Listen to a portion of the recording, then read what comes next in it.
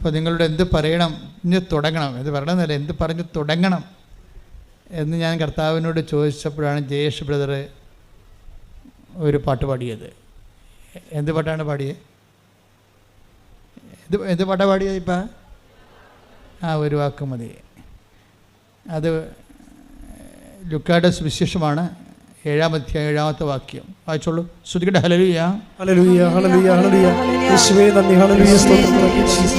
ലൂക്ക 7:7 അങ്ങയെ നേരിട്ട് സമീപിക്കാൻ പോലും എനിക്ക് യോഗ്യതയില്ല എന്ന് ഞാൻ വിചാരിച്ചു. അങ്ങയെ നേരിട്ട് സമീപിക്കാൻ പോലും എനിക്ക് യോഗ്യതയില്ല എന്ന് ഞാൻ വിചാരിച്ചു. അതായത് പറയണതാണ്, ഒരു ശതാധിപനായ, അതായത് ഒരു സർക്കിൾ ഇൻസ്പെക്ടർ പറയണതാണ്. ശതാധിപൻ എന്നൊക്കെ പറഞ്ഞാൽ എനിക്ക് മനസ്സിലാകത്തില്ല. സർക്കിൾ ഇൻസ്പെക്ടർ എന്ന് വെച്ച് കഴിഞ്ഞാൽ 100 പോലീസുകാരുടെയൊക്കെ അധിപനായിട്ടുള്ള ആളാണ് സർക്കിള്, അല്ലേ? SI, സബ് ഇൻസ്പെക്ടറുണ്ട്, സർക്കിൾ ഇൻസ്പെക്ടറുണ്ട്. അപ്പോൾ റോമിലുള്ള ഒരു സർക്കിൾ ഇൻസ്പെക്ടർ പറയണതാണ്, ഈശ്വരനെ കാണാൻ വന്നപ്പോൾ പറഞ്ഞാണ്, 100 പട്ടാളക്കാരുടെ അധിപനാണ് ശതാധിപൻ. അപ്പോൾ അദ്ദേഹം എന്താ പറഞ്ഞത്? എൻ്റെ ഭൃത്യൻ രോഗം ബാധിച്ച് കിടപ്പിലാണ്, അങ്ങയെ നേരിട്ട് സമീപിക്കാൻ പോലും എനിക്ക് യോഗ്യതയില്ലെന്ന് ഞാൻ കരുതി. വായിച്ച വാക്ക് നോക്ക്. ഞാൻ വിചാരിച്ചു അങ്ങ് ഒരു വാക്കുച്ചരിച്ചാൽ മാത്രം മതി, എന്റെ ഭൃത്യൻ സുഖപ്പെട്ടുകൊള്ളും. കാരണം ഞാനും അധികാരത്തിന് കീഴ്പ്പെട്ടവനാണ്. എന്റെ കീഴിലും പടയാളികൾ ഉണ്ട്. ഞാൻ ഒരുവനോട് പോവുക എന്ന് പറയുമ്പോൾ അവൻ പോകുന്നു. വേറൊരുവനോട് വരിക എന്ന് പറയുമ്പോൾ അവൻ വരുന്നു. എന്റെ ദാസനോട് ഇത് ചെയ്യുക എന്ന് പറയുമ്പോൾ അവൻ ചെയ്യുന്നു. ഇതിൻ്റെ ഒരു വിഷയം എന്ന് വെച്ചാൽ, ഇത് നമ്മളുടെ ഉടമ്പടിക്ക് എതിരാണ് ഈ പാട്ട്. കുറേ കാലം കഴിയുമ്പോഴാണല്ലോ ഇങ്ങനെ പതുക്കെയാണല്ലോ വെളിപാടുകൾ ഇങ്ങനെ ഉണ്ട്. ഉടമ്പടി എന്ന് പറയുന്ന ദൈവികമായ പദ്ധതിക്ക് ഈ പാട്ട് എതിരാണ്. എങ്ങനെയാണ് എതിരാകണത്? ഉടമ്പടി വാക്കുകൊണ്ടല്ല ഉടമ്പടി ആക്ടിവേറ്റ് ആകണത്. എങ്ങനെയാണ്? അവൻ പറയണത് പോലെ ചെയ്തുകൊണ്ടാണ്. ആ വിഷയം നേരെ ഓപ്പോസിറ്റാണ്. പൊട്ടസിൻ്റെ തിയോളജിയിലാണ് അവരാണിത് കൂടുതൽ ഉപയോഗിക്കുന്നത്. കാര്യം അവർക്ക് ബൈബിൾ എലോൺ സഫിക്സ് അല്ലെങ്കിൽ ഫെയ്ത്ത് എലോൺ, വിശ്വാസം മാത്രം മതി എന്ന് പറയുന്നവരാണ് അവരെ. കത്തോലിക്കൻ പറയും, കത്തോലിക്കത്തിന് എന്താ അപ്പോസ്തലിക സഭയിലുള്ളവരെന്താ പറയണത്? പാരമ്പര്യ അപ്പോസ്തലിക സഭയിലുള്ളവരെന്താ പറയണത്? വാക്ക് മാത്രം പോരാ, പിന്നെ പ്രവൃത്തിയും വേണം. അതാണ് വിഷയം. വിശ്വാസത്തിന് കർത്താവിനൊരു വാക്ക് മതി, പക്ഷെ നമുക്കൊരു വാക്ക് പോരാ. മനസ്സിലായില്ലേ? നമുക്കെന്ത് വേണം? പ്രവൃത്തിയും വേണം. എങ്ങനെ വേണം? അവൻ എല്ലാം നിങ്ങൾ സാക്ഷ്യങ്ങൾ നോക്കിയാൽ മനസ്സിലാകും. സാക്ഷ്യങ്ങൾ കേൾക്കുമ്പോൾ നിങ്ങൾക്ക് മനസ്സിലാകും ഓരോരുത്തരും ഉടമ്പടി ഫയറാക്കുന്നത് എങ്ങനെയാണ്. അവൻ പറയണ പോലെ ചെയ്താൽ പോലും നമുക്ക് ഉടമ്പടി മേജർ ഡ്യൂട്ടി ചെയ്യത്തില്ല, മൈനർ ഡ്യൂട്ടിയൊക്കെ ചെയ്യും. മേജർ ഡ്യൂട്ടി ചെയ്യണമെങ്കിൽ, ഇപ്പോൾ മേജർ ഡ്യൂട്ടി എന്ന് പറഞ്ഞാൽ കോംപ്ലിക്കേറ്റഡ് പ്രോബ്ലംസ് അല്ലേ, ലൈഫിൽ വരുന്ന കോംപ്ലിക്കേറ്റഡ് പ്രോബ്ലംസ് അല്ലേ, അത് അവൻ പറയണ പോലെ ചെയ്താലും ചില കോംപ്ലിക്കേറ്റഡ് പ്രോബ്ലംസ് അത് തരണം ചെയ്യാൻ പറ്റത്തില്ല. എന്താ കാരണം? അതിന് അവൻ പറയണത് പോലെ ചെയ്താലും പറ്റത്തില്ല. ചിലത് എന്ത് ചെയ്യണം? വിശേഷ വിധിയായി ചെയ്യണം. മത്തായി ശ്രീഹായുടെ സുവിശേഷം 5:47 സഹോദരങ്ങളെ മാത്രമേ. അതാണ് അവൻ പറയണതാണ്. സഹോദരൻ നിങ്ങളെ സ്നേഹിക്കാൻ, പരസ്പരം സ്നേഹിക്കാൻ പറയണത് എന്താണ്? പരസ്പരം സ്നേഹിക്കാൻ പറഞ്ഞ അവൻ പറയണതല്ലേ. പക്ഷെ സഹോദരങ്ങളെ മാത്രമേ നിങ്ങൾ അഭിവാദനം ചെയ്യുന്നുള്ളെങ്കിൽ വിശേഷവിധിയായി എന്താണ് നിങ്ങൾ ചെയ്യുന്നത്? വിജാതീയരും അത് തന്നെ ചെയ്യുന്നില്ലേ? അപ്പോഴേ യേശുവിനെ അറിയാത്തവരും അറിഞ്ഞവരും തമ്മിലുള്ള വിശ്വാസത്തിൻ്റെ ഗ്രാവിറ്റി പ്രത്യേകം തൂക്കി നോക്കുന്നൊരു ബൈബിള്. അതാണ് ഈ നോൺ ക്രിസ്ത്യൻസിൻ്റെ സാക്ഷ്യങ്ങൾ. ക്രിസ്ത്യൻ സാക്ഷ്യങ്ങൾ വ്യത്യാസം വരണം. കാര്യം നോൺ ക്രിസ്ത്യൻസ് എന്ന് പറയുന്നവർ അവർ ഒത്തിരി കാര്യങ്ങൾ ഭംഗിയായിട്ട് ചെയ്യുന്നുണ്ട്, അവർക്ക് അടയാളം കിട്ടുന്നുണ്ടെങ്കിലും ക്രിസ്ത്യൻസ് അത് ഫോളോ ചെയ്യരുതൊരിക്കലും. കാര്യം നിങ്ങളിൽ നിന്ന് അതല്ല പ്രതീക്ഷിക്കുന്നത്, വിശേഷ വിധിയായിട്ടാണ് പ്രതീക്ഷിക്കുന്നത്. ഇത് നിങ്ങൾ കാത്തലിക്സും ക്രിസ്ത്യൻസും കാര്യം മറ്റുള്ള സഹോദരങ്ങളെ അവർ യേശുവെന്ന് ഒന്ന് വിളിച്ചാൽ മതിയാകും, ചിലപ്പോൾ അവർക്കത് ആക്ടിവേറ്റായി കിട്ടും, അനുഗ്രഹം. പക്ഷേ ക്രിസ്ത്യൻസിന് കിട്ടത്തില്ല. അതെന്താ കാര്യം? അതാണ് ആ ചോദ്യം ഒന്നിനു വായിച്ചത്. സഹോദരങ്ങളെ മാത്രമേ പറഞ്ഞേ, സഹോദരങ്ങളെ മാത്രമേ നിങ്ങൾ അഭിവാദനം ചെയ്യുന്നുള്ളൂവെങ്കിൽ വിശേഷവിധിയായി എന്താണ് നിങ്ങൾ ചെയ്യുന്നത്? അപ്പൊ ക്രിസ്ത്യൻസ് എന്താ ചെയ്യേണ്ടത്? സാധാരണ ചെയ്യണ പോലെ ചെയ്താൽ ഇത് വർക്കൗട്ട് ചെയ്യത്തില്ല. എന്ത് ചെയ്യണം? വിശേഷവിധിയായി ചെയ്യണം. എന്താ കാര്യം? അടുത്ത ചോദ്യം നോക്കിയേ. വിജാതിയരും അത് തന്നെ ചെയ്യുന്നില്ലേ? എന്താണ്? അതായത് സഹോദരങ്ങളെ മാത്രമേ, അതായത് അതിൻ്റെ മിനിമം സാറ്റിസ്ഫാക്ഷൻ, ഒരു വചനത്തിൻ്റെ മിനിമം കാര്യങ്ങൾ മാത്രം ചെയ്താലേ അക്രൈസ്തവർക്ക് ഇത് ഓക്കെ ആവും. പക്ഷേ ക്രൈസ്തവർക്ക് ഇത് ഓക്കെ ആകത്തില്ല. അവരെന്ത് ചെയ്യണം? അവർ വിശേഷവിധിയായി ചെയ്യണം, എക്സ്ട്രാ ചെയ്യണം. എന്തുകൊണ്ട് അങ്ങനെ ചെയ്യണത്? അതെപ്പോഴും നമ്മൾ ശ്രദ്ധിക്കണം. അതായത് ക്രിസ്ത്യൻസിൻ്റെ പെട്ടെന്ന് അക്രൈസ്തവരെ പോലെ അവരാണല്ലോ വലിയ സാക്ഷ്യങ്ങൾ പറയണത്. അവരതിനേക്കാൾ വലിയ സാക്ഷ്യം ക്രിസ്ത്യൻസിന് പറയാൻ പറ്റും. പക്ഷേ ഇതിൻ്റെ ന്യൂക്ലിയസ് അറിഞ്ഞിരിക്കണം. എന്താണ് വിശേഷവിധി? ഇപ്പം ഉദാഹരണത്തിന് നിദ എന്ന് പറഞ്ഞ് ബാംഗ്ലൂരിൽ നിന്നൊരു സാക്ഷ്യം കേട്ടായിരുന്നു ഇത് രാവിലെ. അപ്പം അവരെന്നാ ചെയ്തതെന്ന് വെച്ച് കഴിഞ്ഞാൽ, നിങ്ങൾ ഈ ഉടമ്പടി പ്രാർത്ഥന, പ്രത്യക്ഷീകരണ പ്രാർത്ഥന നമ്മൾ കൊടുത്തത് അവർ 5 ഭാഷകളിലേക്ക് തർജ്ജമ ചെയ്തത്, 5 എടുത്തിട്ട് പ്രിൻ്റ് ഔട്ട് ചെയ്ത് എല്ലാവർക്കും വിതരണം ചെയ്ത് നോക്കിയാൽ. അപ്പോൾ വിശേഷവിധിയായി. അതാണ് വിശേഷവിധി എന്ന് പറയുന്നത്. നമ്മൾ പറയണതിനേക്കാൾ കൂടുതൽ ചെയ്യും. അല്ല, ഒരു വാക്ക് മതി എന്ന് വെച്ചാൽ നടക്കത്തില്ല. ഒരു വാക്ക് കൊണ്ട് ഈ സംഭവം വർക്കൗട്ട് ചെയ്യത്തില്ല. കർത്താവിനൊരു വാക്ക് മതി, പക്ഷെ നമുക്കൊരു വാക്ക് പോരാ. നമുക്ക് സാധാരണ ചെയ്യണതും പോരാ. പിന്നെ എന്ത് ചെയ്യണം? വിശേഷവിധിയായി ചെയ്യണം. ഇപ്പം വേറെ ഷിജിനി എന്ന് പറഞ്ഞ സഹോദര സാക്ഷ്യം കേട്ടോ, ഷിജിനി. ഇപ്പം ഇവരെല്ലാം ചെയ്യുന്നത് വിശേഷവിധിയാണ് ചെയ്യണത്. അതായത് ചെയ്യുന്നതിനാണ് പ്രാധാന്യം, ചൊല്ലുന്നതിനേക്കാൾ. ഉടമ്പടിയിൽ എല്ലാ വിഷയങ്ങൾക്കും സമാധാനം ഉണ്ടാകുന്നതിൻ്റെ പ്രധാനപ്പെട്ട കാരണം നമ്മൾ ചൊല്ലുന്നതിനേക്കാളും ചെയ്യുന്നതിനാണ് അവിടെ പ്രാധാന്യം. ചെയ്താലും പറ്റത്തില്ല, പിന്നെ എന്ത് ചെയ്യണം? വിശേഷവിധിയായി ചെയ്യണം. പ്രാർത്ഥിക്കുക. കർത്താവായ ദൈവമേ, എന്റെ പ്രേക്ഷിത പ്രവർത്തനങ്ങളെ, സുവിശേഷ വേലയെ ത്യാഗം സഹിച്ചുകൊണ്ട് ചെയ്യുവാൻ എന്നെ സഹായിക്കണമേ. ഇപ്പം ഷിജിനി എന്ന് പറഞ്ഞ മോള് അവർ അക്രൈസ്തവ സഹോദരിയാണ്. അവളെന്നാ ചെയ്യണത്? പത്രം കൊടുക്കുമ്പോൾ കൃപാസനത്തിൻ്റെ ഒരു ഉപ്പും പൊതിഞ്ഞ് കൊടുക്കും. ഇത് വല്ലവരും പറഞ്ഞ ഇവിടുന്ന് വല്ലവരും പറഞ്ഞതാണോ? അല്ല, ഒന്നും പറഞ്ഞതല്ല. അവർ സ്വന്തമായിട്ട് ചെയ്യണതാണ്. വിശേഷവിധിയായി ചെയ്യാൻ. അവരെ പക്ഷേ ക്രിസ്ത്യനല്ല, അക്രൈസ്തവ സഹോദരിയാണ് ഷിജിനി. അവർ ചെയ്യണത് എന്താണ്? അവർ പത്രം ചുമ്മാ കൊണ്ടേ കൊടുക്കുകയല്ല, എവിടെയെങ്കിലും വെച്ച് ഓടിക്കളയുകയല്ല, അല്ലെങ്കിൽ പപ്പാടുത്ത് കൊടുത്തിട്ട് ആൾക്കാരെ കൊണ്ട് കൊടുപ്പിക്കുകയല്ല ചെയ്യണത്. അവർ തന്നെ കൊടുക്കുമ്പോൾ അതിൻ്റെ കൂടെ വെഞ്ചരിച്ച് ഇത്തിരി ഉപ്പം പൊതിഞ്ഞ് കൊടുക്കും. എന്നിട്ട് എന്ത് പറയും? മാതാവിനെക്കുറിച്ച് അവരോട് സംസാരിക്കും. ഞാൻ എല്ലാവരോടും മാതാവിനെക്കുറിച്ച് സംസാരിക്കുമെന്ന്. അപ്പോൾ ഞാൻ തൻ്റെ താത്താമാരൊക്കെ ഉണ്ട്, മുസ്ലിം താത്താമാരൊക്കെ ഉണ്ട്. ഞാൻ താത്തായോട് പറഞ്ഞു, നിങ്ങളുടെ പ്രശ്നങ്ങളെല്ലാം തീരും, മാതാവിൻ്റെ അടുത്ത് വന്നാൽ മതി. അപ്പോൾ 2 താത്തായും കൂട്ടിക്കൊണ്ട് ഈ ഷിജിനി ഇവിടെ വരും. അപ്പോൾ ഒരു താത്തയുടെ കാര്യം അപ്പം തന്നെ മാതാവ് ആ ആഴ്ച തന്നെ സെറ്റ് ചെയ്യും. അപ്പോൾ നോക്കിയേ, ഹിന്ദുസ് മുസ്ലിംസിനെയും കൂട്ടിക്കൊണ്ട് വരികയാണ്. എവിടെ? ഉടമ്പടിക്ക്. അപ്പോൾ കത്തോലിക്കൽ എന്ത് ചെയ്യും? കത്തോലിക്കൽ എഴുന്നേറ്റ് വരുമ്പോഴത്തേന് 9 മണിയാവും. അതാണ് പ്രശ്നം. അത് പ്രശ്നമാണ്. അതാണ് വിശേഷം. ഒരു വാക്കുകൊണ്ട് ഈ സംഭവം നിൽക്കത്തില്ലെന്ന് പറയാൻ കാര്യം. നിങ്ങൾ സാക്ഷ്യം പറയുന്നവർ എന്ത് ചെയ്തെന്ന് നോക്കണം. സാക്ഷ്യം പറയുന്നവർ എന്താണ് അവർ തീഷ്ണമായ സ്നേഹത്തോടെയാണ് ചെയ്യണത്. ഞാൻ എപ്പോഴും എനിക്ക് തോന്നിയിട്ടുള്ള കാര്യം വെച്ച് കഴിഞ്ഞാൽ, ഈ വിശ്വാസം കഴിഞ്ഞ ദിവസങ്ങളിൽ ഇന്നലെ സ്തുതിക്കട്ടെ മക്കളെ, സ്തുതിക്കട്ടെ. ഹല്ലേലൂയ, ഹല്ലേലൂയ, ഹല്ലേലൂയ, ഹല്ലേലൂയ. യേശുവേ, സാക്ഷ്യങ്ങളിലൂടെ നിങ്ങളോട് സംസാരിക്കുന്നത് നന്ദി പറയുന്നു.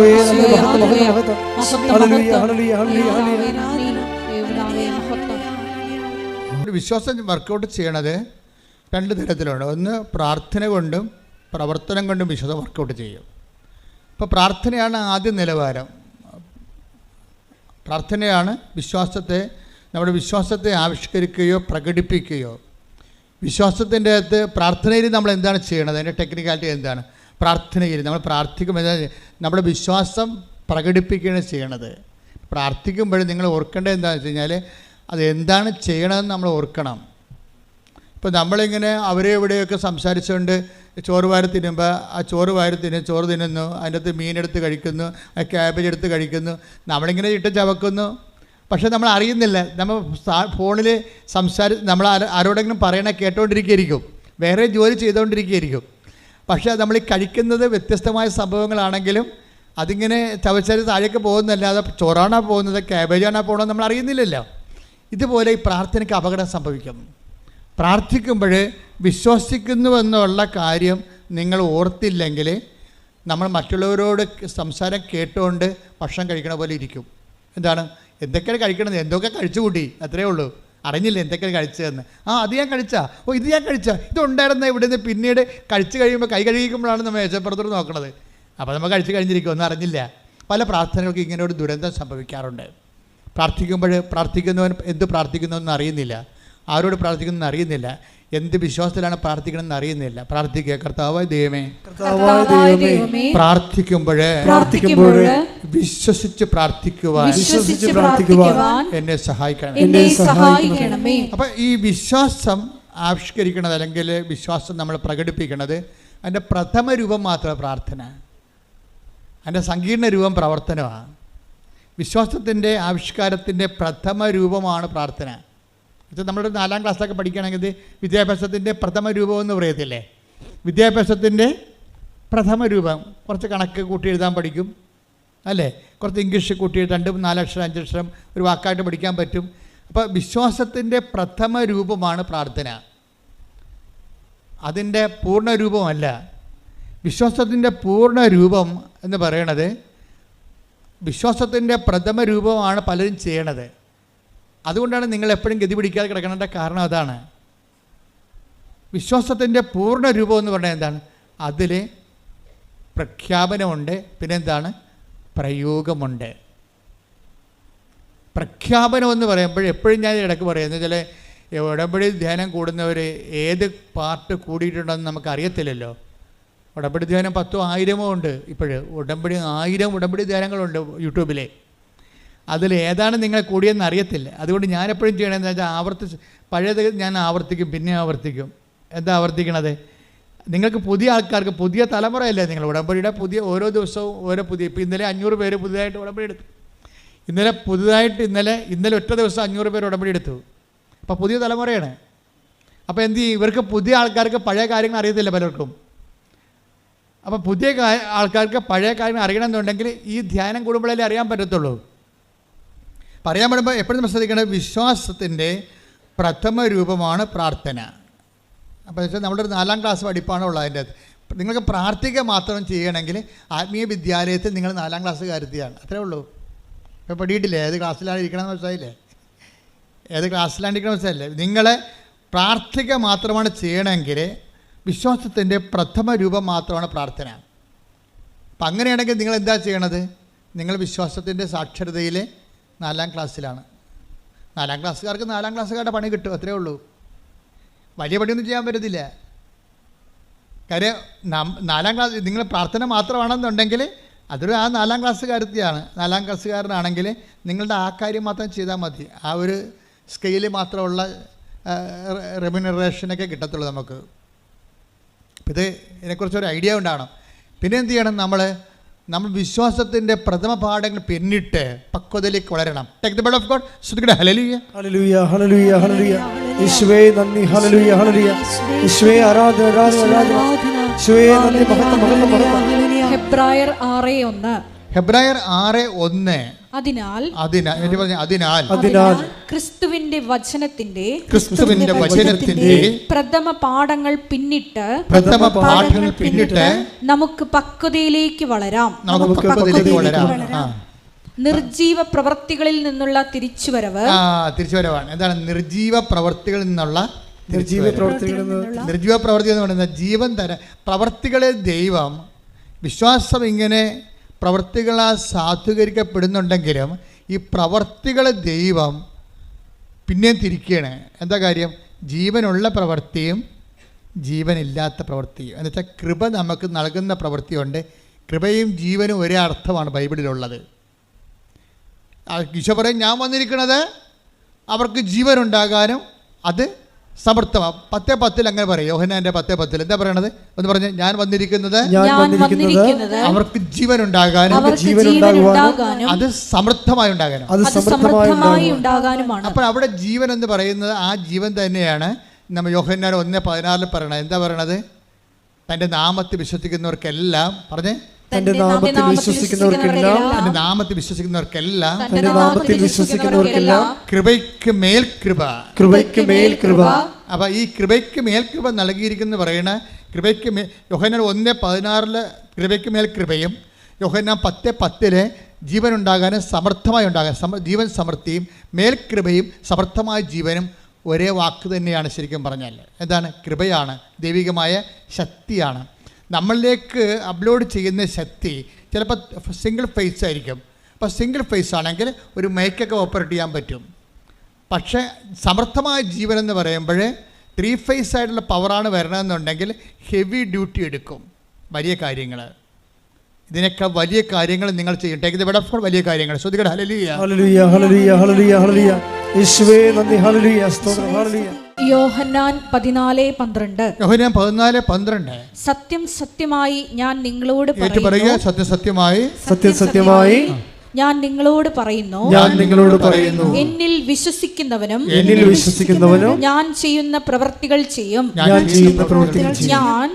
പിതാവിന്റെ അടുത്തേക്ക് പോകുന്നത് കൊണ്ട് ഇവയേക്കാൾ വലിയവയും അവൻ ചെയ്യും.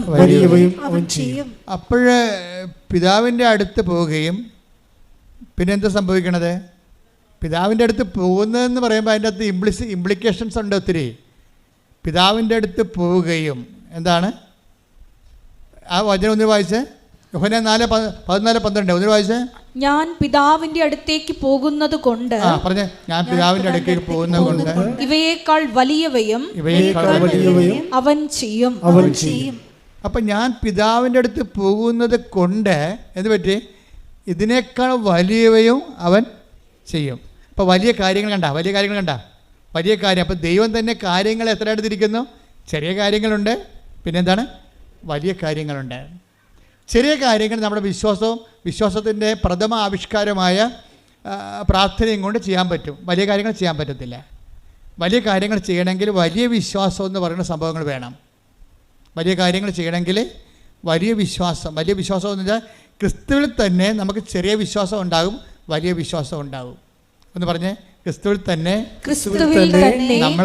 നമ്മൾക്ക് ചെറിയ വിശ്വാസം ഉണ്ടാകും, വലിയ വിശ്വാസം ഉണ്ടാകും. ക്രിസ്തുവിനെ അറിയണതനുസരിച്ചാണ് ആ വിശ്വാസത്തിൻ്റെ ആക്കത്തൂക്കം ഉണ്ടാകുന്നത്, ആനുപാതികം. ക്രിസ്തുവിനെ നമ്മൾ അറിയുന്നതിന് ആനുപാതികമായിരിക്കും നിങ്ങൾക്ക് ലഭിക്കുന്ന വിശ്വാസത്തിൻ്റെ ആക്കത്തൂക്കം. ഇപ്പോഴ് അയാളോട് എന്ത് പറയുന്നു? ലൂക്കാ 7:8 എന്താണ്? കാരണം ഞാനും അധികാരത്തിന് കീഴ്പ്പെട്ടവനാണ്. ക്രിസ്തു പറയുന്നുണ്ട് ഇത്രയും വലിയ വിശ്വാസം ഇസ്രായേലിൽ പോയി കണ്ടിട്ടില്ല. Take the word of God that 7:9 ലൂക്കാ 7:9. യേശു ഇത് കേട്ട് അവനെ പറ്റി വിസ്മയിച്ചു. ആരെക്കുറിച്ച്? ശതാധിപനെ കുറിച്ച്. തന്നെ അനുഗമിച്ചിരുന്ന ജനക്കൂട്ടത്തിന് നേരെ തിരിഞ്ഞ് അവൻ പറഞ്ഞു, ഞാൻ നിങ്ങളോട് പറയുന്നു, ഇസ്രായേലിൽ പോലും ഇതുപോലുള്ള വിശ്വാസം ഞാൻ കണ്ടിട്ടില്ല. അപ്പോൾ വിശ്വാസ അപാചയത്തിൻ്റെ കാലത്താണ് ക്രിസ്തു വരുന്നത്. നമ്മുടെ ജീവിതം ഇസ്രായേലിൽ പോലും ഈ ഒരു വിജാതിൻ്റെ വിശ്വാസം ഇല്ലാത്തൊരു കാലമാണത്. അപ്പോൾ ക്രിസ്തുവിൻ്റെ വരവിൻ്റെ കാലം നോക്കുമ്പോഴേ എന്തുകൊണ്ടാണ് ഇന്നിപ്പോൾ പ്രത്യക്ഷീകരണ തിരുനാൾ ആഘോഷിക്കുന്നു? എന്തുകൊണ്ടാണ്? ഇസ്രായേലിൽ പോലും ദൈവം ആഗ്രഹിക്കുന്നൊരു വിശ്വാസ നിലവാരം അക്കാലങ്ങളിലില്ല. അതിന് പല കാര്യങ്ങൾ കൊണ്ടാണ് അതുകൊണ്ടായത്. അതുകൊണ്ട് ആട്ടിടയന്മാരെ പോയി മത്സ്യത്തൊഴിലാളികളെയൊക്കെ പോയി കാണേണ്ടി വരേണ്ട ഒരു അവസ്ഥ വരണത് അന്നത്തെ സമൂഹത്തിൽ നിലവിൽ വിശ്വാസം നിലനിൽക്കുന്ന ആൾക്കാരാണ് അവരെ. പൊതുസമൂഹത്തിൻ്റെ മുമ്പിൽ ആചാര അനുഷ്ഠാന വിശ്വാസമാണ്, അകത്തളങ്ങളിലേക്കുള്ള ആന്തരിക വിശ്വാസമില്ല. വിശ്വാസം എന്ന് പറയുമ്പോൾ ചിലപ്പോൾ അനുഷ്ഠാനങ്ങൾ നമ്മൾ പാലിക്കും, ആചാരങ്ങൾ നമ്മൾ പാലിക്കും, ഞായറാഴ്ച നമ്മൾ പള്ളിയിൽ പോകും, ചിലപ്പോൾ കുമ്പസാരിക്കും, ചില കുർബാനയൊക്കെ സ്വീകരിക്കും എന്ന് പറഞ്ഞാലും പ്രവൃത്തികളിൽ വരുമ്പോൾ ഒരു വ്യത്യാസം, ഒരു ആ വിശ്വാസത്തിൻ്റെ ആന്തരികത ഉണ്ടാകത്തില്ല. അതുകൊണ്ട് ദൈവം അത് നിങ്ങളുടെ ആചാരാനുഷ്ഠാനങ്ങളെ കൗണ്ട് ചെയ്യപ്പോൾ ചില ആൾക്കാർ കാണിക്കൂട്ടുന്ന ആചാരാനുഷ്ഠാനങ്ങളെ ദൈവം കൗണ്ട് ചെയ്യത്തില്ല. എന്താ കാര്യം എന്ന് വെച്ച് കഴിഞ്ഞാൽ അവരത് ചെയ്തതിന് ശേഷം വീട്ടിൽ വന്നിട്ടും പാവത്തങ്ങളോടും വീട്ടിലുള്ളവരോടും തട്ടിപ്പും അതുപോലെ തന്നെ തരികിട പരിപാടിയൊക്കെ കാണിക്കും. അപ്പോൾ തട്ടിപ്പും തരികിട പരിപാടിയും കാണിച്ചു കഴിഞ്ഞാൽ ഉള്ള പ്രശ്നം എന്താണ്? അവരെ ആചാരാനുഷ്ഠാനങ്ങളിൽ മാത്രമുള്ള വിശ്വാസമാണ്. ആ വിശ്വാസം ദൈവം അംഗീകരിക്കുന്നില്ല. അതാണ് എൻ്റെ വിഷയം. അതാണ് ഇസ്രയേലിൽ പോലും ഇതുപോലുള്ള വിശ്വാസം കണ്ടെത്തലെന്ന് വെച്ചാൽ സാധാരണ റോമൻ പവറിൽ ഉണ്ടാകുന്ന വിശ്വാസം പോലും ഇസ്രയേലിൽ ആന്തരികമായ വിശ്വാസം നിലനിൽക്കണില്ല. ഇത് സഭയ്ക്കും സംഭവിക്കും, നിങ്ങൾക്കൊക്കെ സംഭവിക്കും. നിങ്ങൾ കുറേ കാര്യങ്ങൾ ഇങ്ങനെ കാട്ടിക്കൂട്ടി ചെയ്യും സാങ്കേതികമായിട്ട്. പക്ഷേ ആന്തരികമായിട്ട് നിങ്ങൾ ദൈവത്തെ സ്നേഹിക്കുന്നുണ്ടോ എന്ന് ചോദിച്ചു കഴിഞ്ഞാൽ എന്തെങ്കിലും ഒരു പ്രശ്നം വരുമ്പോൾ അറിയാൻ പറ്റും. നിങ്ങൾ ഇത്തരം കാര്യങ്ങളൊക്കെ ചെയ്യുന്നുണ്ടെങ്കിലും നിങ്ങളുടെ പ്രതീക്ഷയ്ക്ക് വിരുദ്ധമായിട്ട് ഒരു നെഗറ്റീവ് സംഭവങ്ങൾ ജീവിതത്തിൽ നടന്നു കഴിഞ്ഞാൽ അപ്പോൾ തന്നെ നിങ്ങളുടെ പ്രാർത്ഥന മങ്ങും.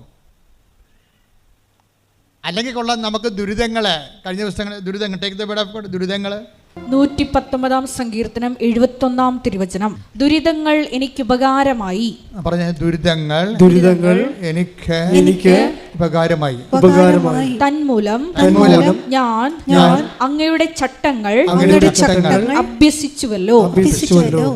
വചനങ്ങൾ അഭ്യസിക്കാൻ വേണ്ടിയാണ് നമുക്ക് ദുരിതങ്ങൾ തരണത്. അവൻ പറയണ പോലെ ചെയ്യണമെന്നല്ലേ വചനം. അപ്പം അവൻ പറയണ പോലെ ചെയ്യണമെന്നുണ്ടെങ്കിൽ നമുക്ക് 2 കാര്യങ്ങൾ ദൈവം തരും. ഒന്ന് അനുഗ്രഹങ്ങൾ തരും, അപ്പോൾ നമുക്ക് ബൂസ്റ്റഡ് ആവും. അതേസമയത്ത് ദുരിതങ്ങളും തരും. എന്തിനാ കാര്യം? അതാണ്. അപ്പോൾ ദുരിതങ്ങൾ, ഈ ഉടമ്പടി കാലത്തുള്ള ദുരിതങ്ങൾ നിങ്ങൾ പ്രത്യേകിച്ച് നോട്ട് ചെയ്യണം. അപ്പോൾ നിങ്ങൾ ഡൗൺ ആയി പോകരുത്. ദൈവസ്നേഹത്തിൻ്റെ വേറെ ആവിഷ്കാരമാണത്. ദൈവസ്നേഹം നമ്മളിലേക്ക് ദുരിതമായിട്ടും വരും. ബ്ലെസ്സിങ് ഇൻ ഡിസ്കസ് എന്ന് പറഞ്ഞ പോലെ പറയുകയല്ല. ഇപ്പോൾ തന്നെ സാനിയ എന്നും പറഞ്ഞൊരു മോള് സാക്ഷ്യം പറഞ്ഞു. അവളുടെ പ്രശ്നം എന്താ? അവൾ 4ാം നിലയിൽ നിന്ന് വീണ വല്ല പിടിയും കിട്ടുക.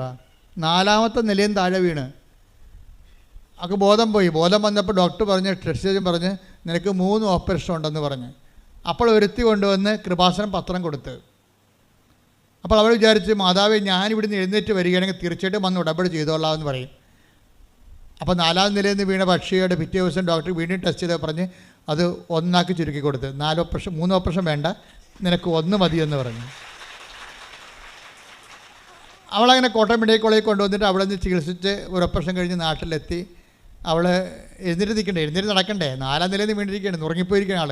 അപ്പോൾ അവൾ പറഞ്ഞിരിക്കണത്, ഞാൻ ഒന്ന് എഴുന്നേപ്പിൽ നിർത്തിയാൽ മതി, ഞാൻ അമ്മയെ വന്ന് കണ്ടോളാം. അപ്പോൾ ആൾക്കാർ ഉടമ്പടി എടുക്കുക എന്നുള്ള ആൾക്കാർ പറയണത് അമ്മയെ വന്ന് കാണുക എന്നുള്ളതാണ്. അപ്പം അങ്ങനെയുള്ള ഉദ്ദേശത്തിൽ വന്ന് കാണുന്നവർ ആ ഒരു സ്നേഹമാണ് അവിടുത്തെ പ്രശ്നം, ബന്ധമാണ്. ഉടമ്പടി ഒരു സങ്കീർണമായൊരു ബന്ധമാണ്, ശാശ്വത ബന്ധത്തിലേക്ക് നമ്മൾ. പക്ഷേ ആദ്യത്തെ ബന്ധം എന്താണ്? അമ്മയെ വന്ന് കാണുന്ന കാഴ്ചയും ഒരു കാഴ്ചയുടെ ഉടമ്പടിയാണ്. അത് ചുമ്മാ കണ്ടിട്ട് പോകണമല്ലോ. പിന്നെ എന്താണ്? അമ്മ പറയണ പോലെയൊക്കെ ജീവിതം ക്രമീകരിച്ച് അങ്ങനെ അവർ ഉടമ്പടി എടുക്കുന്നത്. ഇപ്പോൾ കാഴ്ച ഉടമ്പടികൾ ഭയങ്കരമായി നടക്കുന്നുണ്ട് ഇവിടെ. ഒത്തിരി പേര് വരും, വന്നിട്ട് അമ്മയെ കണ്ടിട്ട് പോകും, കണ്ണീരിട്ടിട്ട് പോകും, പിന്നെ പിറ്റേ ആഴ്ച വന്ന് ഉടമ്പടി എടുക്കും. അപ്പോൾ ഈ കാഴ്ച ഉടമ്പടി അവൾ പറയണത് എന്നെ ഒന്ന് എഴുന്നേപ്പിൽ നിർത്തിയാൽ മതി, നിർത്തിയാൽ ഞാൻ വന്ന് ഉടമ്പടി എടുക്കാം എന്ന് പറയും. അപ്പോൾ പിന്നെ എന്താ സംഭവിക്കുന്നത് വെച്ച് കഴിഞ്ഞാൽ അവളുടെ ആ കിടപ്പ് കാലത്ത് ഒരു അച്ഛൻ വന്നിട്ട് അവളുടെ ഫോട്ടോ എടുത്തിട്ട് പറയും, ഇത് എൻ്റെ ഫേസ്ബുക്കിൽ ഇടട്ടെ, നിങ്ങൾക്കിപ്പോൾ ഭയങ്കര കഷ്ടപ്പാടല്ലേ, നിങ്ങളുടെ അക്കൗണ്ട് ഇട്ടാൽ മതി, ചിലപ്പോഴേ ആരെങ്കിലുമൊക്കെ നിങ്ങളെ സഹായിക്കും. അപ്പോൾ അവരുടെ മെയിൻ പ്രശ്നം എന്തായിരുന്നു? വർഷങ്ങളായിട്ട് വീടില്ല, അതാണ് പ്രശ്നം. വർഷങ്ങളായിട്ട് സ്വന്തമായിട്ട് വീടില്ല. ഇപ്പോൾ എന്നാ പറ്റിയെന്ന് വെച്ച് കഴിഞ്ഞാൽ അച്ഛനത് ഫേസ്ബുക്കിൽ ഇട്ട് കഴിഞ്ഞപ്പോഴുണ്ട് അവർക്ക് വീട്, അവരുടെ ചികിത്സ മുഴുവൻ ഏറ്റെടുക്കാൻ ഒരാൾ വന്ന്, പിന്നെ ഉടനെ അവൾക്ക് വീട് വാങ്ങിച്ചു കൊടുക്കാൻ ആൾ വന്നു, അത് ഒരു സ്ഥലം വാങ്ങിച്ചു കൊടുക്കാൻ വേറെ ആൾ വന്ന്. പെട്ടെന്നാണ് അവൾ എഴുന്നേറ്റ് വരുന്ന മുമ്പ് അവർക്ക് വീട് സ്ഥലവുമായി ഉടനെ. അപ്പോൾ നോക്കിയേ, അപ്പോൾ നമ്മുടെ കാഴ്ച ഉടമ്പടിക്ക് മുമ്പ് ഒരു നേർച്ച ഉടമ്പടി വരുന്നുണ്ട്. എത്ര തരം ഉടമ്പടിയാണ് ആൾക്കാർ പറയണത് ഇപ്പം? ആദ്യം തന്നെ എന്താ? നേർച്ച ഉടമ്പടിയാണ്. എന്താണ്? ഞാൻ അമ്മയെ വന്ന് കണ്ടോളാം. അപ്പം തന്നെ കണ്ടോളാമെന്ന് പറയുമ്പോൾ എന്താണ്? വാഗ്ദാനമായി. വാഗ്ദാനം വന്നു കഴിഞ്ഞാൽ ഉടനെ, വാഗ്ദാനത്തിലല്ല ഉടമ്പടി, വാഗ്ദാന പേടകമല്ലേ അമ്മ. അപ്പോൾ വാഗ്ദാനത്തിലാണ് ഉടമ്പടി. ആദ്യ ഉടമ്പടി ചെയ്യണ വാഗ്ദാനത്തിലാണ്. പിന്നെയാണ് ആദ്യം നേർച്ച ഉടമ്പടി, പിന്നെ കാഴ്ച ഉടമ്പടി, പിന്നെയാണ് നമ്മൾ മാതാവുമായിട്ട് മരിയൻ ഉടമ്പടി ചെയ്യണത്. അപ്പോൾ ഇതിൻ്റെ ഉള്ളിലെല്ലാം ഈ നേർച്ച ഉടമ്പടി തന്നെ ആദ്യമേ ഫലിച്ചു. പിന്നെ എന്താണ്? പിന്നെയാണ് അവൾ അമ്മയെ വന്ന് കണ്ടിട്ട് ബാക്കിയുള്ള കാര്യങ്ങളെല്ലാം സെറ്റാക്കണത്. അപ്പോൾ ഈ വിഷയമെന്ന് പറയണത്, ഇതിൻ്റെ ഉള്ളിൽ ഈ വിശ്വാസത്തിൻ്റെ ഒരു വളർച്ചയുണ്ട്. വിശ്വാസത്തിൻ്റെ വളർച്ച എന്ന് പറയുന്നത് ഈ ദുരിതകാലത്തും ദൈവത്തിൻ്റെ സ്നേഹം അവൾ അനുഭവിക്കുകയാണ്. അതാണ് ദുരിതങ്ങളെ എനിക്ക് ഉപകാരമായി. ഞാൻ ആ കാലങ്ങളിലെല്ലാം എൻ്റെ കർത്താവിൻ്റെ വചനം പാലിക്കാൻ എനിക്ക് കഴിഞ്ഞു. അതാണ് പറയണത്. ഇപ്പോൾ ഓരോ ദുരിതങ്ങൾക്ക് പോലും ഉദ്ദേശം എന്താണ്? ഉടമ്പടി തന്നെയാണ് ഉദ്ദേശം. അതാണ് 119:71 വായിച്ചേ. ദുരിതങ്ങൾ എനിക്ക് ഉപകാരമായി. ദുരിതങ്ങൾ എനിക്ക് ഉപകാരമായി. തന്മൂലം ഞാൻ അങ്ങയുടെ ചട്ടങ്ങൾ അഭ്യസിച്ചു, ഞാൻ അങ്ങയുടെ വചനങ്ങൾ അഭ്യസിച്ചു. ഉടമ്പടി പാലിച്ചു എന്നാണ് പറയണത്. അപ്പം അപ്പം ഉടമ്പടി ഇടക്കുണ്ടാകുന്ന ദുരിതങ്ങൾ എന്തിനുള്ളതാണ്? ചില ആൾക്കാർക്ക് വിവരമില്ലാത്ത കാരണം അവർ വീണ് പോയിട്ടുണ്ട്. എന്താ കാര്യം? ഉടമ്പടി എടുത്തിട്ടും എനിക്ക് അങ്ങനെ സംഭവിച്ചല്ലോ എന്ന് പറയുന്ന ആൾക്കാർ വരും. ഞാൻ ഉടമ്പടി എടുത്തിട്ടും എനിക്ക് അങ്ങനെ സംഭവിച്ചു. ഉടമ്പടി എടുക്കാത്തവർ ഞാൻ തന്നെ വെച്ച അതേ കാര്യം വെച്ചവർ അവർ അത് നേടുകയും ചെയ്തു എന്ന് പറയുമ്പോൾ അവർക്ക് ദുരിതമായി. ചില ആൾക്കാർക്ക് ദുരിതം ഉഴപ്പായി പോയി കാണും. കാര്യം അതായത് ഉതപ്പ് വരണ ആർക്കാണ്? ഉതക്കാൻ കഴിയുന്നത് എളിതരം ഉള്ളിടത്തല്ല വാദം കോച്ചണത്. ആയുർവേദം എന്താ പറയണത്? എളിതരം ഉള്ളിടത്ത് വാദം കോച്ചു വന്നു. അപ്പോൾ വാദം ഇങ്ങനെ കോച്ചിപ്പിടുത്തം ഉണ്ടാകണം എവിടെയാണ് ബോഡിയിൽ നീര് കെട്ടാൻ സാധ്യത ഉള്ളത് അവിടെ ഇങ്ങനെ കോച്ചും. നിങ്ങൾ ഉടമ്പടി എടുക്കാൻ ഉള്ള ആൾക്കാർക്കും എന്തെങ്കിലും വിഷയബന്ധിയാണ് വിശ്വാസമെങ്കിൽ ആ വിഷയം അതുപോലെ നടന്നില്ലെങ്കിൽ അവിടെ വാദം കൊച്ചും. ഉടമ്പടിയിൽ എപ്പോഴും വരേണ്ടത് നിങ്ങൾ ഉടമ്പടിയുടെ പ്രധാനപ്പെട്ട ലക്ഷ്യം നിങ്ങളുടെ വിഷയമല്ല, വ്യക്തിയാണ്. ഉടമ്പടിയുടെ ലക്ഷ്യം ആരാണ്? വിഷയമല്ല. ആരാണ്? വ്യക്തിയാണ്, ദൈവമാണ്. നിങ്ങളുടെ വിഷയം ദൈവത്തിന് ഏൽപ്പിച്ചിട്ട് നിങ്ങൾ അവൻ പറയുന്ന പോലെ ചെയ്യുമ്പോൾ എന്താണ് സംഭവിക്കുന്നത്? നിങ്ങൾ ദൈവത്തെ സ്നേഹിക്കുകയാണ്. ദാറ്റ് മീൻസ് ദൈവത്തെ മുമ്പത്തെക്കാൾ വിധമായി വിശേഷവിധിയായി സ്നേഹിക്കാൻ വേണ്ടി ദൈവം നിങ്ങൾക്കൊരവസരം തരുന്നതാണ് ഉടമ്പടി. എന്താ? ദൈവം നിങ്ങൾക്ക് ഒരവസരം തരുന്നതാണ് ഉടമ്പടി, വിശേഷവിധിയായി സ്നേഹിക്കാൻ വേണ്ടി. കർത്താവ് ഇടയ്ക്കിടയ്ക്ക് 10 ദിവസം കൊണ്ട് ചോദിച്ചില്ലേ? അവസാന കാലങ്ങളിൽ 3 പ്രാവശ്യം ഇടവിട്ട് ചോദിച്ചില്ലേ? എന്താണ്? ഇവരെക്കാൾ അധികമായി നീ എന്നെ ടേക്ക് ദ ബെഡഫോർഡ്. യോഹന്നാൻ 21:15. അവരുടെ പ്രാതൽ കഴിഞ്ഞപ്പോൾ, അവിടെ പ്രഭാത ഭക്ഷണം കഴിഞ്ഞപ്പോൾ യേശു ശിമയോൻ പത്രോസിനോട് ചോദിച്ചു, യോഹന്നാന്റെ പുത്രനായ ശിമയോനെ, നീ ഇവരെക്കാൾ അധികമായി എന്നെ സ്നേഹിക്കുന്നുവോ? അവൻ പറഞ്ഞു, ഉവ്വ് കർത്താവേ, ഞാൻ നിന്നെ സ്നേഹിക്കുന്നുവെന്ന് നീ അറിയുന്നുവല്ലോ. ഇങ്ങനെ 3 പ്രാവശ്യം ഈശോ ചോദിച്ചിട്ടുണ്ട്. 10 ദിവസത്തിനോട് 3 പ്രാവശ്യം. ഇങ്ങനെ ഓരോ പ്രാവശ്യം ചോദിക്കുമ്പോഴും ഓരോ കോംപ്ലിക്കേറ്റഡ് അനുഗ്രഹങ്ങൾ കൊടുത്തുകൊണ്ടിരിക്കും, ഓരോരോ ഉത്തരവാദിത്തങ്ങൾ കൊടുത്തുകൊണ്ടിരിക്കും. അപ്പോൾ ഇതുപോലെ ഉടമ്പടിയിൽ നിങ്ങളോട് ഓരോരോ ഘട്ടങ്ങളിലെ ഇപ്പോൾ ദുരിതം കിട്ടിയാലും അനുഗ്രഹം കിട്ടിയാലും കർത്താവ് ചോദിക്കാത്ത ചോദ്യം എന്താണ്? നീ ഇവരെക്കാൾ അധികമായി എന്നെ സ്നേഹിക്കുന്നുവോ? ഉടമ്പടി എന്ന് പറയുന്നത് ദൈവസ്നേഹത്തിലേക്കുള്ള ഒരു ഭയങ്കര വിളിക്കുള്ളിലെ വിളിയാണ്. എന്താണ്? എ കോൾ വിത്തിൻ കോൾ എന്ന് പറയും. അതുപോലെ തന്നെ നമുക്കൊരു വിളിയുണ്ട്, വിശ്വാസത്തിൻ്റെ വിളിയുണ്ട്.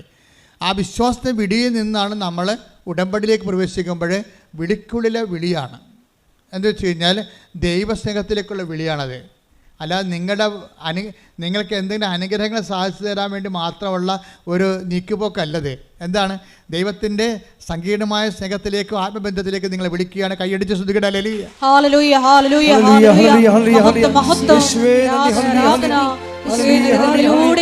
ആത്മബന്ധത്തിലേക്ക് വിളിക്കുന്ന അങ്ങയുടെ പവിത്ര വാത്സല്യത്തിന് നന്ദി പറയുന്നു.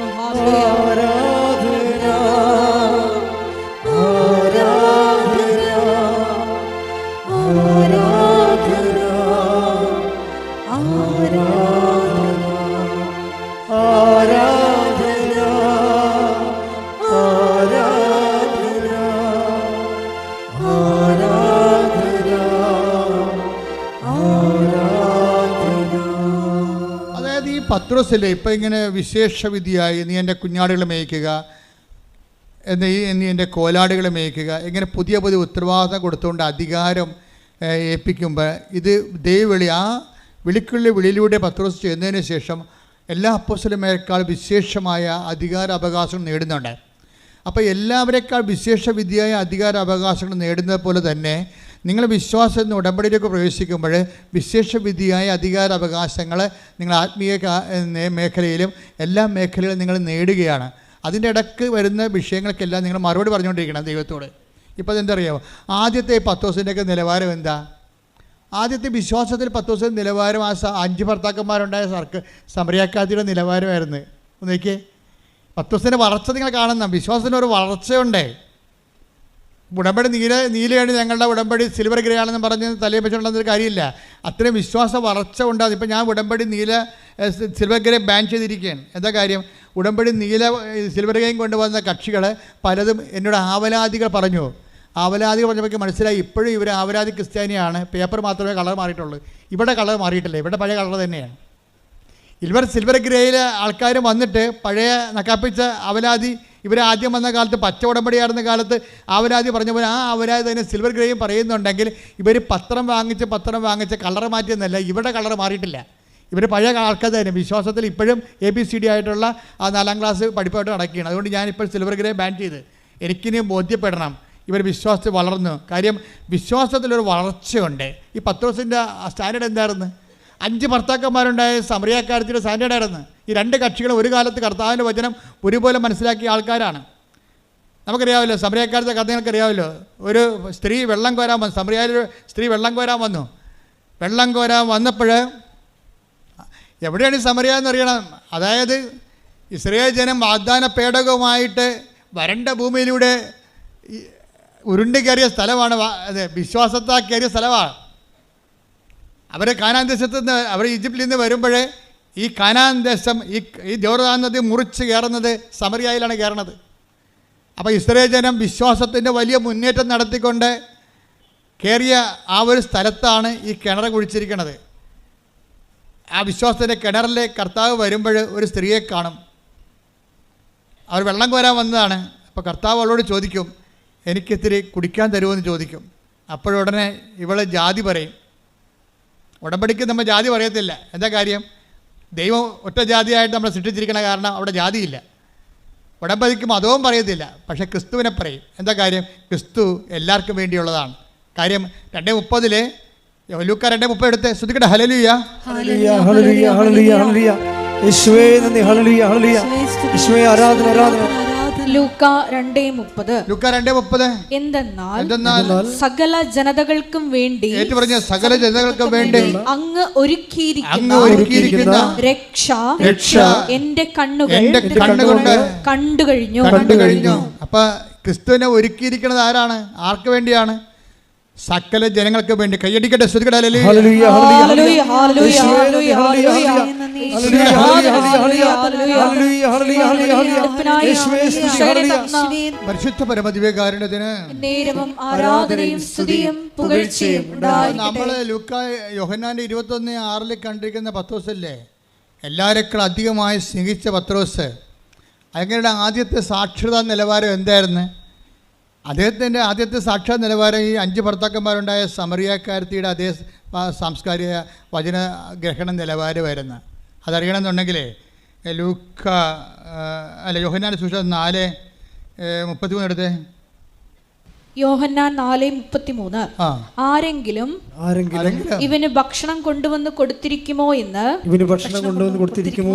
ശിഷ്യന്മാർ പരസ്പരം പറഞ്ഞു.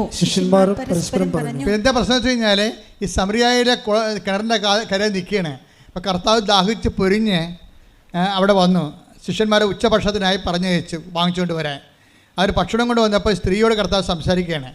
അപ്പോൾ സംസാരിക്കുന്ന സമയത്ത് ഇവർ ഭക്ഷണം കൊണ്ട് വന്നിട്ട് കർത്താവിൻ്റെ ചോദിക്കും, ഗുരു ഭക്ഷണം എന്ന് പറയും. അപ്പോൾ കർത്താവിനെ പറയണത്, നിങ്ങൾ അറിയാത്ത ഭക്ഷണം എനിക്കുണ്ട്. അതാണ് സംഭവം. നിങ്ങൾ അറിയാത്ത ഭക്ഷണം എനിക്കുണ്ട്. അതാണ് പിന്നെ 6:36 ഈശോ അത് റെക്ടിഫൈ ചെയ്യും. എന്താണ്? എൻ്റെ പിതാവിൻ്റെ ഇഷ്ടം നിറവേറ്റുകയാണ് എൻ്റെ ആഹാരം. ഇപ്പം അറിയാത്ത ഭക്ഷണം എനിക്കുണ്ടെന്ന് പറയുമ്പോൾ എൻ്റെ പിതാവിൻ്റെ ഇഷ്ടം നിറവേറ്റുകയാണ് എൻ്റെ ആഹാരം എന്നുള്ളത് പത്രോസ് ഗ്രാസ്പ് ചെയ്യാൻ വേണ്ടി പത്രോസ് അന്ന് വളർന്നിട്ടില്ല. പത്രോസ് അതിനെന്താ പറയണത്? ആരെങ്കിലും ഇവന് ഭക്ഷണം കൊണ്ടുവന്ന് കൊടുത്ത് കാണുമോ? അറിയാത്ത ഭക്ഷണം ഉണ്ടെന്ന് പറഞ്ഞപ്പോഴേ അതിൻ്റെ ആധ്യാത്മികമായ ആന്തരിക അർത്ഥത്തെ വിവേചിക്കാൻ കഴിയാത്ത ഈ ആധ്യാത്മികതയിൽ വളരെ പാപ്പരത്വം ഉണ്ടായിരുന്ന പത്രോസ് പറഞ്ഞ് ആരോ കൊണ്ടുവന്ന് ഭക്ഷണം കൊടുത്തു കഴിഞ്ഞു. ഈ സ്റ്റാൻഡേർഡ് തന്നെയാണല്ലോ ആ ചേർത്തിക്കുണ്ടായത്. ആ ചേർത്തിയോട് എന്താ പറഞ്ഞത്? ഈശോ എന്താ പറയണത്? 4:10 ഈശോ പറയവേ നീ. അപ്പോൾ ഈശോ ആ സ്ത്രീയോട് ചോദിക്കും, എനിക്ക് ഒരു പാത്രം വെള്ളം കുടിക്കാൻ തരാൻ പറയും. അപ്പോൾ ആ സ്ത്രീ എന്നാ പറയും? നീ യഹൂദനാണ്, ഞാൻ സമരിയാക്കാരത്തി. യഹൂദനും സമരിയാക്കാരും തമ്മിൽ ബന്ധമൊന്നുമില്ലല്ലോ എന്ന് പറയും. അപ്പോൾ ഈശോ എന്ന് പറയും, നിന്നോട് കുടിക്കാൻ ചോദിക്കുന്ന ആരാണെന്ന് നീ അറിയുകയും അവനോട് നീ ചോദിക്കുകയും അവൻ നിനക്ക് ജീവൻ്റെ വെള്ളം നൽകുകയും ചെയ്യും. അപ്പോൾ അവളെന്ന് പറയും, കിണറാണെങ്കിൽ ആഴമുള്ളത്, ഇതിൻ്റെ ഈ പാത്രവുമില്ല, പിന്നെ വെള്ളം എങ്ങനെ കിട്ടും? അത് തന്നെ കണ്ട ഈശോ തന്നെ വിശ്വസിക്കാതിരുന്നവരെ സ്വീകരിക്കാതിരുന്ന പരിശുദ്ധാത്മനെക്കുറിച്ചാണ് അവൻ പറഞ്ഞത്. പരിശുദ്ധാത്മനെക്കുറിച്ചാണ് പറഞ്ഞത്. പക്ഷേ ആ ചേട്ടത്തി പൊട്ടക്കിണറ്റിലെ വെള്ളമായിട്ടാണ് കണക്കാക്കിയത്. അത് ഈ രണ്ട് കക്ഷികളും തോറ്റിരിക്കണം. അവിടെ ക്രിസ്തുവിനെ മനസ്സിലാക്കാൻ രണ്ട് കക്ഷികളും തോറ്റു, ഒരുപോലെ തോറ്റു. കൂടെ നടന്ന പത്രോസിനും വിവരമില്ല. അതുപോലെ തന്നെ കഠിനമായി കണ്ടുമുട്ടിയ ആ സ്ത്രീക്ക് രണ്ടുപേർക്കും ഒരേ സാക്ഷരതയാണ്. ഈ സാക്ഷരതയിൽ നിന്നാണ് ഇനി വളർന്ന് വരേണ്ടത്. അപ്പോൾ നിങ്ങൾക്കൊരു അനുഗ്രഹം കിട്ടിയെന്ന് പറയുമ്പോൾ ക്രിസ്തു നിങ്ങളുടെ പോകല്ല എന്ന് വിചാരിക്കരുത്. ക്രിസ്തു പോകലിൽ ചാടിപ്പോയെന്ന് ഞാൻ പറയത്തുള്ളൂ. ഒരു അനുഗ്രഹം കിട്ടിക്കഴിയുമ്പോൾ നിങ്ങൾ തെറ്റിദ്ധരിച്ചു. നിങ്ങളെ ഇനിയിപ്പോൾ എന്ത് ചോദിച്ചാലും ദൈവം തരും, ആര് ചോദിച്ചാലും ദൈവം തരുമെന്ന്. പക്ഷേ അങ്ങനെയല്ല. അതൊരു ആദ്യ നിലവാരം. നിങ്ങളോട് പറയും, ഇനി വളരാൻ പറയും. ക്രിസ്തു എന്ന് പറയുന്നത് ആഴമായി നിങ്ങളുടെ ആത്മരക്ഷയ്ക്ക് വേണ്ടി ഒരുക്കിയിരിക്കുന്ന എല്ലാ മനുഷ്യർക്കും വേണ്ടിയുള്ള സന്തോഷത്തിൻ്റെ സദ്വാർത്തയാണ്. നിങ്ങൾ ഇനി ക്രിസ്തുവിനെ അറിയാൻ വേണ്ടി ഉയരാനും വളരാനും പറയും. ഉടമ്പടിയാണ് നിങ്ങളെ ക്രിസ്തുവിൽ ഉയരുകയും വളർത്തുകയും ചെയ്യണത്. പ്രാർത്ഥിക്കുക. കർത്താവായ ദൈവമേ, വിശ്വാസത്തിന്റെ പ്രഥമ പാഠങ്ങൾ പിന്നിട്ട് 6:1 രേഖപ്പെടുത്തിയിരിക്കുന്ന പോലെ പക്വതയിൽ വളരുവാൻ ക്രിസ്തുവിനെ കുറിച്ച് അങ്ങയെക്കുറിച്ചുള്ള അറിവിനാൽ ഞങ്ങളെ ആഴപ്പെടുത്തണമേ. ഹല്ലേലൂയ ഹല്ലേലൂയ ഹല്ലേലൂയ യേശുവേ നന്ദി ഹല്ലേലൂയ ഹല്ലേലൂയ യേശുവേ ആരാധന ഹല്ലേലൂയ ഹല്ലേലൂയ ഹല്ലേലൂയ യേശുവേ ആരാധന പാടി വാഴ്ത്തുന്നെല്ലാരും പ്രിയനേ സ്നേഹം ഓർക്കുന്നെല്ലാരും